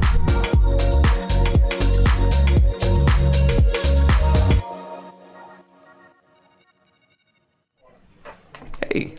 Welcome back. Yes, join up on redmenplus.com as a Legend tier subscriber and get your name in the hat for that one. Absolutely amazing stuff. Okay. While we're at it, actually, there is a code, not for Legend tier, but there is currently a code if you just want to join up and check out all of the content. It's 50% off a yearly Captain tier subscription. If you head to redmenplus.com, choose a Captain yearly subscription and then use the code TOP. Yep. TOP. Then yeah, you can get 50% off an entire year. So you're going to see us win everything this year, and then into year 2 of slot where we're the champions of everything. And we've just won the Community Shield as well. Yep. And we'll be going. When's the European Super Cup? That would have happened. We'll have won that as well. The Club World Cup thing, we'll have to wait a little bit of time for that again. Yeah. Is that not yearly? It's a yearly, but it's like December. We're heading towards the net when we're in. Yeah, we'll be in it, but it'll be like, whatever year it'll be, 26, summer. Yeah. Either way, half price. It's a mega deal. Take advantage of it while you can. Okay. Chris Pajak, this season has been ramping up nicely, and we had that, you referenced it earlier on in the show of they've not played anyone, yada yada yada, but people went wrong, because Man United are shite, but it feels like we had some winnable fixtures early on. Cool. We were worried about what that was going to mean when we really faced the test. But then we faced a step up in test and we've come along quite nicely. City and Real Madrid are to come, which I think you would pick as the 2 best teams in world football right now. Maybe not this week, but generally speaking. I think they've proved over the last 5 years, yeah. They're the creme de la creme, and they are to come in a week, and that's going to be mad when we do that. But yeah, as far as just warming up into the season, it's gone really well. So. It's gone brilliantly, and I think I was a little bit concerned after the first international break because we came back, he played the same 11, we got beaten against Nottingham Forest, and I was a little bit concerned. I was like, this is going to be a steep learning curve here with all the fixtures and how to manage the squad and everything else. And you're coming into this sort of run of fixtures, and obviously, Leipzig's in there, Leverkusen, Arsenal, Aston Villa, Chelsea, and you're thinking, all right, this is a real test now. What is Slot going to be able to do? How is he going to rotate his squad? And he's just pissed it. Hasn't he just pissed it all? And he's just like, I've rotated here and there. Timmercast has been a bit of a revelation coming in for Andy Robertson at times. He's done it without his main goalkeeper. So we've done it with Kelleher, as we talked about at length. He's had an injury to his centre-forward, who was his centre-forward at the start of the season, full stop. Yeah. He's managed to keep the form of Gakpo and Diaz rolling. He's got Mo playing better than he's ever played before. He's got Ryan Gravenberch looking like... I don't even know. The perfect hybrid of every great Dutch midfielder that's gone before him. Yeah, it's like the Voltron of all great Dutch midfielders, of like or Brave Star or whatever. He calls upon the spirits of all the great Dutch midfielders and then enacts it on the pitch. And the other part of all this, like McAllister and Soboslai have been pretty crap as well, and he still managed to do it with that. And Curtis Jones has come in and looked really good, and it's been unbelievable for a couple of weeks, certainly with these fixtures and stuff. And you're just thinking now, it's like, well, City and Real Madrid, the big games and stuff, but I'm backing him to do the business there as well. I don't like to speak too soon on them games. I still get nervous. But yeah, look, I love how he's always before a rival fan can say, well, you've not played anyone. He came out and went, yeah, we've done great. Yeah. But there are bigger tests in this league. And then after we've played those tests and people have gone, yeah, but it's quite easy fixtures, actually, when you really think about it. He's gone, well, you told me when I joined here that not a single game was an easy fixture, so you can't have it either way. And I think he's learning how much we're hated as a football club as he goes along, by the way. And I just thought, I love how cheeky he is. I love how straight to the point he is. He's not scared to make decisions on the sideline, and no matter, how it might affect people, he still does it. Look, there's been times when he's taken Quansah off in really, especially that Brighton game where you feel like he could carry on playing in the League Cup. He takes him off, but then he puts him on in one of the games after that and gives him another 5 minutes. And it's like, he's still trusting you, mate. It's just in that moment he's thought, I need to get you off the pitch so we win this game of football, and he's trusted you in this game to go on the last 5 and get you plaudits and make sure that you know that the fans are still all behind you. So right now what he's doing, he's just tactically switching things at half time. I've not seen a coach switch things so much at half time, and it's not even major switches, it's little tiny things that they've gone on film and they've told the lads, right, well, here's where you press them wrong, or here's how they're getting out the press, and it's just little tactical things that you maybe can't even see. And Liverpool step up a gear and they go up a gear. I love how demanding he is. He's still not happy with a lot of the stuff that goes on in the games. So overall, I just, like I said earlier, I absolutely adore him, and hopefully he can continue. There are bigger tests to come, and actually this next run of fixtures is just as hard as the last run of fixtures before the international break. But if people want to write him off, absolutely go for that, because there's a load of football clubs sat here saying, don't really need to worry about Liverpool, because actually it's City we need to worry about. Well, let me tell you, we're 5 points ahead of City right now, which means we're 9 points ahead of you, Arsenal. I'd start worrying. I love the idea that there might be some people watching going, we're 5 points ahead of City. Oh my God. To reiterate the point, Dan, the only time Liverpool in the entire history of the Premier League have had a better start than this was 1920, and we won the league basically before it went into lockdown. Yeah. We didn't know that at the time, but we had, and we got 99 points that season. Mm-hmm. We were the reigning European champions, went on to be world champions. What I'm saying is, it was the best Liverpool team there's probably ever been, and we are 3 points, I think it is, behind that, because obviously we at this point we'd won all apart from the draw at Old Trafford after the first 11 games. Yeah. And again, I'm all over Paul Tompkins at the moment because he's writing some brilliant stuff, but we'd also, because of our cup performances and who we've played, we've had 2 Premier League teams in the League Cup so far. We've played at the time, the invincible champions of Germany. We've played AC Milan in the San Siro, etc., and we've handled this all spectacularly.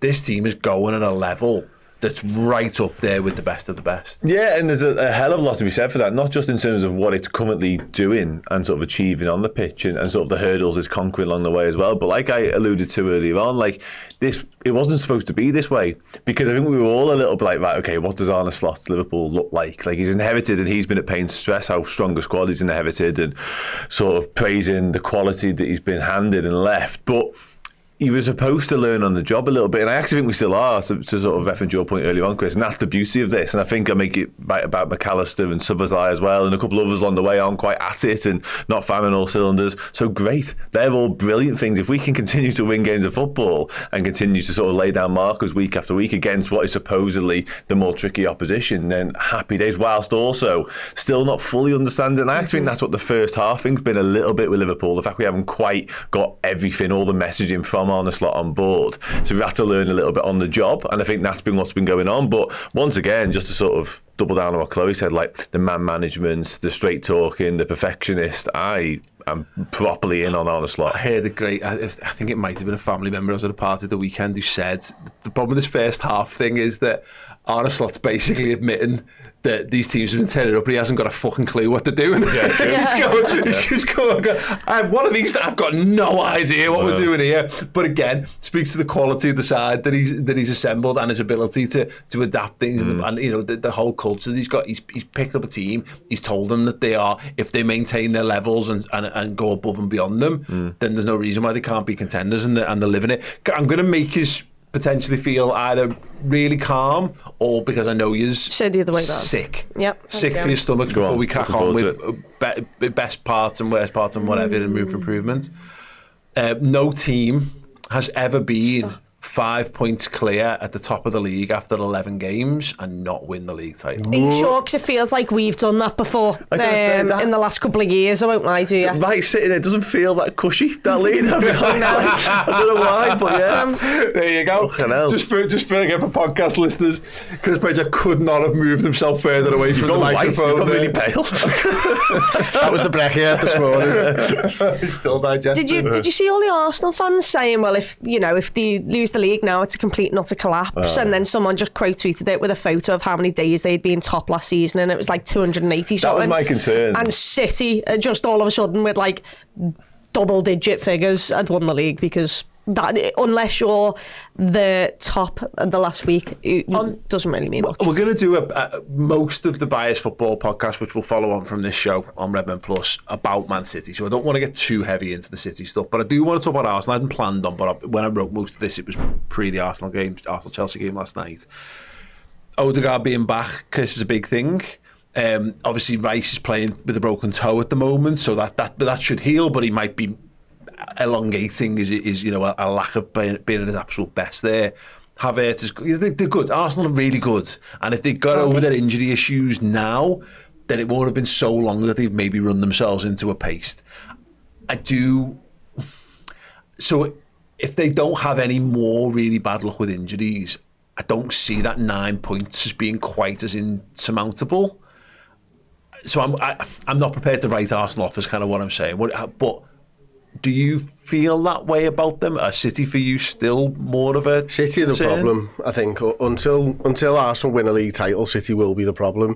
For me, I think, and I've been saying this for a couple of weeks, I think Arteta's just got them strung too tight. You know, they're too highly wound up, where everything's mattered from game week 1 for them. And because it hasn't gone all well, I just don't feel like it's going to work for them this season. I think the reason that they didn't win the league last season should have been addressed this season. And that reason is, quite frankly, that they didn't have a striker that was good enough. It's not that he didn't have a striker. It's not that he hasn't bought a striker. I think that's bullshit, and I think people need to call that out for what it is. He signed Gabriel Jesus as his fucking striker and didn't play him there. That's not anybody's fault but him. He sold Nketiah. He bought the wrong man a couple of years ago, and he stuck him on the right wing at times. And yet all this, we haven't got a striker shit from the Arsenal fans. You did. You bought one. It didn't work out. Move on to the next one, lads. Yeah. And that next one happens to be Havertz. They were always going to be strong this season, but I think like when Liverpool didn't sign anyone, we go and won the league, you can point back at it and go, we did it because of how good we were. I think Arteta was looking at what Liverpool did when we won the league and thought we can just be better.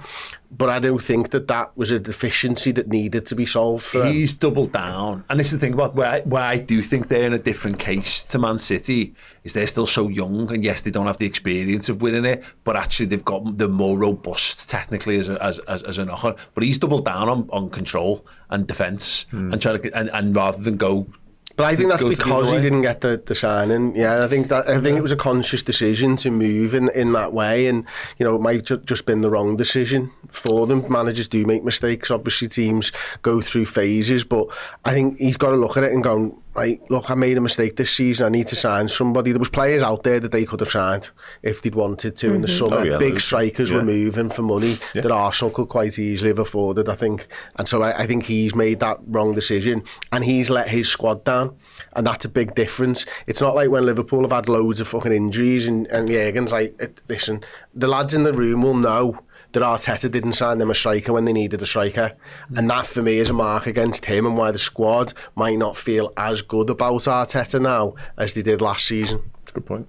I even think letting someone as small as it may have seemed at the time, letting like an Emil Smith-Rowe leave the football club. I know, benefit of hindsight, having scored in the weekend. From that area. But you lose Odegaard, and all of a sudden, who'd you turn to? They didn't have an alternative to him, really. Like Trossard a little bit, but it turns out when he starts games, when they're as impactful. So, I make you right. I think they have. They're suffering the squad. same issue we had, though, in that thing of not signing 17, 18, 18, 19, 19, 20, is our best players are too young and too good to buy backups because you're buying backups and you're trying to tell someone on the right wing, right, you're this amazing, super promising right wing talent.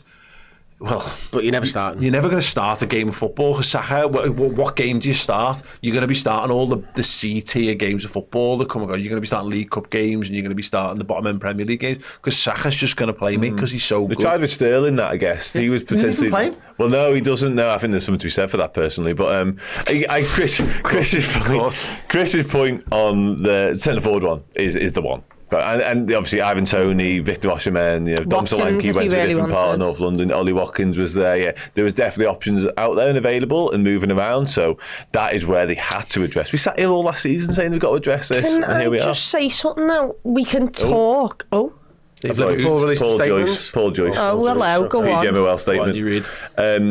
I'll read this first bit. David Coots has been suspended with immediate effect pending a full investigation. PJ Moel will make no further comment until that investigation. There you go. Cool, too late. Whatever. Fine. Funny. Go on. On Arsenal, we can talk about their striker as much as you want. They were trying to liken Saliba and Gabriel to, obviously, Chelsea's defence under Jose Mourinho with, John Terry, one of the greatest Premier League centre-halves going. And what I will tell you is last season, I think it was in the Premier League campaign, they only faced 15 plus shots, and look, we're getting into Man United territory here. They only faced 15 plus shots in 2 games. Across all of those games, they've already faced 4 games in which they've faced 15 plus shots. They've brought in Calafiori, who has been injured but still hasn't been at the level that they'd like. They've turned Ben White into a right back. And they've kept Thomas Partey. He's still playing. He's holding the midfield with Declan Rice. You can talk about the striker all you want, and yet they should have gone and got a striker. But also, defensively, you're collapsing at the moment. You've gone from the best defensive, one of the best defensive displays over an entire season there to what it is right now, and it's not because you've not got enough defensive players. We've all just said there, he's more defensive minded, and yet he's still conceding 15 plus shots. That cannot happen. You're supposed to actually concede less, lads, and it's so boring to watch at times. And look, they'll get it right because he's a good manager. They've got good players, but what I will say is, last season, I don't think they understood just how lucky they were, because we all sat here going, how the hell have they kept all starting 11 fit and ready to play? How have they just magicked Trossard, who was a really good buy, but no one could imagine what he did for them last season, the late winners coming on and impacting games. And on top of having your entire squad and your main 11 available every game, they also got help of when they played bigger teams like your Chelsea. Cole Palmer was missing last year. Well, he managed to get fit for this game the other day, and look, he didn't have the greatest impact, but it's still a player who you came up against who last year missed that game. So for me, I think maybe it's just their errors that's caused that. They're still not out of the title race right now. I think maybe another loss, but what I will say is there is so much pressure now on you because you already couldn't mess up. Mm-hmm. You are now 9 points behind the leaders, and you've got probably you've had the hardest run of fixtures out the top 3, but you've also lost to Bournemouth. You've dropped points to Brighton. Who else have they dropped? Obviously, they dropped points to City, but that can happen. Us. So there is games there where if anything just goes against you, you can't afford to lose them, and that is just more pressure on you. Yeah, I want to talk. We'll talk a bit more about Arsenal and the bias because I want to talk about them in the context of how Chelsea's season's going as well. But mainly my point was just I immediately saw 9 points and went, yeah, that's done. But also, it's if Odegaard's back and stays back, which he should because he's a young footballer.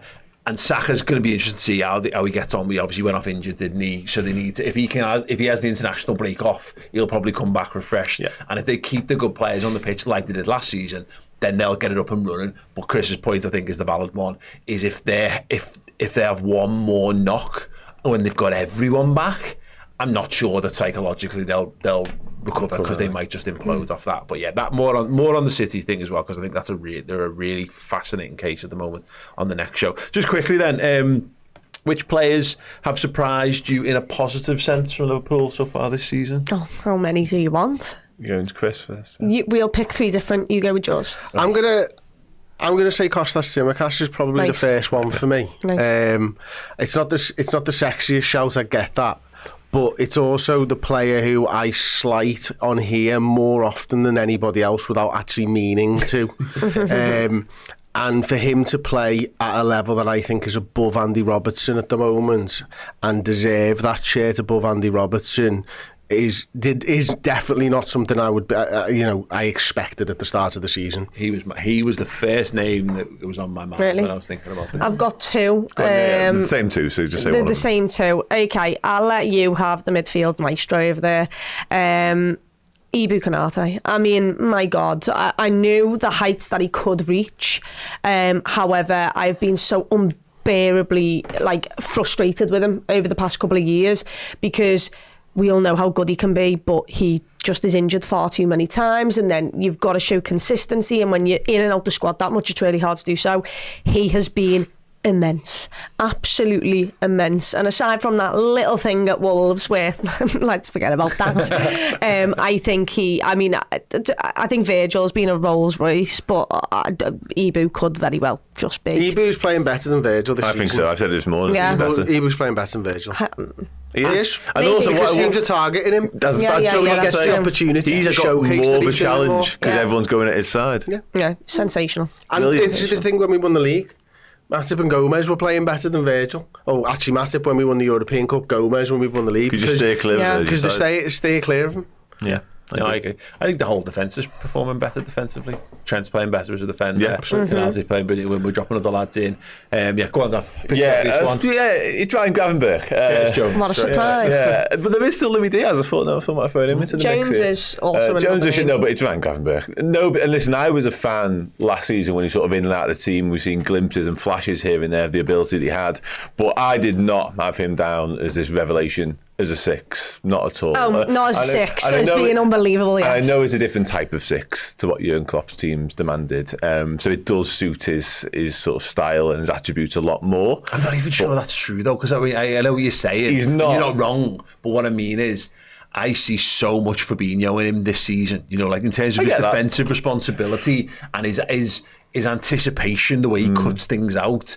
He's so defensively switched on, and I know he's big block of the weekend as well. Big block of the weekend. So yeah, he definitely has those sort of qualities to his game as well. But I also don't think he's quite got the big hard slide tackle going on just yet that Fabinho had either. But yeah, just a cultured football to watch. Dictates play from deep, and he's got something Fabinho never really possessed, and that ability to get out of tight spaces and with the turn of pace and the drop of the shoulder and the turning. First touch is lovely. The first touch allows him the space and the time to sort of play the next pass and where he wants that to go as well. So yeah, he's been, and the consistency with which he's done it as well, to go from pretty much losing nigh on 2 seasons worth of proper regular football, because he barely kicked the ball at Bayern Munich. Obviously last season was very much in that team, a couple of injuries on the way as well. So to go from those 2 seasons to what we're currently seeing from him is nothing short of exceptional for me. So yeah, I think he's been a joy. Yeah, honourable mentions then for Luis Diaz, who's been absolutely brilliant. Gakpo as well. Yeah, Gakpo's been really, really good. Kelleher.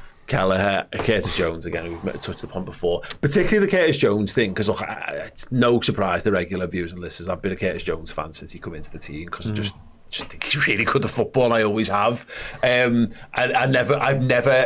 always seen the things that he gets wrong and the issues that he's had, but I've never weighted them so heavily as people who don't like him do, because I think we're all looking at the same things, but some people seem to see that, and like Slot mentioned it again. He said he'll hold on to the ball too many touches, but we'll coach that out of it. Yeah, great, good one. To have the ability to take that extra touch and not lose possession, though, is an underrated feat, so I've been impressed. Joe Gomez, a centre back. Yeah, loved that it. was fantastic. One of the shouts as well. The one thing I thought was stark for me, I watched that League Cup game on the telly against Brighton, and I think I was out, so I watched it. I had to come home and watch it like recorded, so I knew the result, and I sat down and watched it. And I love that sometimes when you watch a game without the pressure of will they, won't they. I hate that when you know the outcomes are already sort of determined, so you actually get to watch it properly without the emotion of it all. I was taken aback by how good our players are. And Quansah got loads of stick because of his a couple of sticky moments, but he's so good. He's still so good. I watched Bradley coming back into the starting 11 and being absolutely exceptional all across the pitch. I was just like, we got so many good players here. And I know there's always got to be some, because I've said it often, but because this idea you've got to have a favourite player means you've got to have a least favourite player, almost like it's like you can't have one without the other, equal and opposite, but that kind of stuff. So there's always going to be someone who's perceived to be on the outs. But even if Quansah's it, dear God, we're fucking brilliant, aren't we? Because if a 21-year-old centre-half, who was excellent last season, by the way, and has been taken back down to his rightful place, in my opinion, in the pecking order, because Ibou Konaté's captain in France, at times, so he should be there. That's where he should be. And Joe Gomez is an England international, senior international, who's been at the football club and knows that's where Quansah should be, our fortress centre-half. Got some player there, so across the board. And as mentioned in the comments there, still not seen Harvey Elliott yet. Nope. Because of injuries. We've still not seen Chiesa yet, really, because of injuries. And those young lads, we've not seen enough of Bradley, but my God, at some point he's going to get it. It might be now. When he comes back from internationals, he might just get a run, and we'll see. And so all things very, very positive indeed. Question then, how can we improve? First half. I do. The first half thing, I think's. I just think a little bit. No, Josh does. I was talking to Josh about it last week, and he thinks it's a bit by design. I think it's that people are doing things that are surprising Slot a little bit. Like Leverkusen played the formation that they haven't played this season against us. So I think that he's obviously not going to get that one right at the time. Out to Emery, by the way, in this pre-match, going. Emery plays the same way and has done for his entire career, so we know exactly how he's going to play. That's easier for him, isn't it? And also, it's the first time we've dominated the possession in a few weeks because we knew about it. I think it comes down to when we were playing under Klopp, and we had done for a few years, we'd played enough that everyone knew what to do in certain situations. I just think right now the team don't know the answers to the test that's been given them, and that's where they need the manager's input at half time to say, listen, we've shown you this, but this is how you get out of this situation. If this happens, do this. And there's nothing wrong with that. There will come a point in a year or 2 years' time, maybe towards the end of this season, where they know the answers. Oh, this happened against Ipswich, they went man to man, so we actually, instead of going nice and compact with our fullbacks, we bring them wide because it worked against Ipswich in the second half, and we do that. So I think that's part and parcel of it. Is Slot doing a good job with the video analysis team in quickly communicating how to attack the team in the second half, and Liverpool are taking that on board. Says to me it's a good side with good professionals who are understanding what the manager's wanting. So in that regard, we can improve by just having a better understanding, experience, more football, experience of coming up against the different situations is how we improve there. Yeah, that's it. Anyone else got any other suggestions? The first half thing is such an obvious one. Listen, to tell you what, apart from the weekend, I would have said our counter-attacks could do it with a little bit of work. Yeah, because how many times we've been in 3-on-1s or 3-on-2 situations and just falling you don't want to lose that either. No, not with the pace we've got in attack. We were so good at that when it was Mane and Salah, and it was, and again, that might just be experience. It might just be playing together week in, week out. I think we do need to get a grip a little bit earlier in games of how to get the centre of the pitch marked off as ours, like fucking piss piss on it like you're a cat, you know what I mean? Like, this is our area of the goddamn pitch and no one's coming into it, thank you very much. Because I think we've been overrun there at times and we were having to throw Trent in after 15 minutes to get a little bit of control in there. So another way there, I think, would be good. I'd love it if we were a little bit better in the press from like an opposition's goal kick. But I do think that comes down to a safety thing where Slot's committing 4 people and there's 6 people of their lads there, but we're only committing 4. It means we're safer at the back. You look at Tottenham Hotspur, right, and they've got that thing right now where they've conceded first at home in the last 13. So it's not our record anymore. 13 games in a year they've conceded first. I think it might be at home or maybe it's about, but that's because it's a thing, and Liverpool had that thing. So a lot of the first half stuff is, I think, again, that's part of the by design thing for me. I just don't think we're flying out of traps because we want to start. Well, again, you're Jurgen Klopp and you're leaving the job on good terms and you're going to impart wisdom upon the guy coming in. Fix the defence. I'd be like, mate, make us stop conceding goals in the first 20 minutes of football matches. Do that, yeah. Try to make us get less injuries, yeah. Have a word with Trent, see if you can make him defend a bit better. That'd be, because that'll just shut the outside noise up and make him feel a bit better about himself. Yeah, and then honestly do that, and you. Did you see the thing where Trent spoke about how Slot spoke about, wasn't it? Yeah. And it was like the 8 degrees stuff, and he was like, "Oh fucking hell!" For anyone who's listening, Slot walks in. He's like, "I just want to have a little word with you," and Trent's like, "Oh fucking hell!" He's going to speak to me about me defending here, and he goes, "Right, if you turn your body position like 8 degrees to the right when an attacker comes at you like this, you're in a better position to make the tackle." And he's like, "All right, okay." Yeah. Like a little bit of that. That's like, perfectionist. That is Rafa Benitez. It's paying dividends though, isn't it? The only thing I'd offer is sort of an area we could improve, and I think Slot has said to himself recently, a bit of time ago now, more output from our 10. Whoever that is.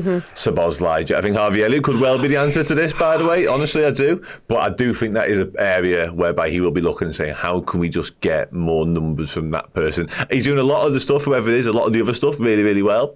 But that final bit just isn't quite happening. And yeah, listen, we're talking sort of fine margins here and fine-tuning this team, but yeah. If McAllister and Szoboszlai and Elliott can get remotely close to the level that Gravenberch and Jones have been putting in, then, well, my God. Yeah, I agree. My absolute God. Okay, brilliant. Thank you so much. We are going to take a break and then we're going to jump over to... I'm about halfway down my list of what we can improve on here.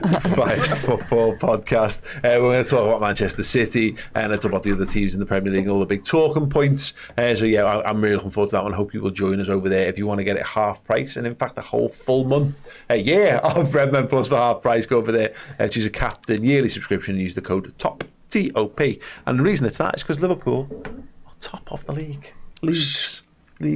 All the leagues. Thank you. Drop a like on this on YouTube. Leave a 5-star review on Spotify. Buy your Christmas jumpers and do go and check out player portraits as well over on the Axe YouTube channel. Thank you for watching, listening and for subscribing. You're great. See you soon.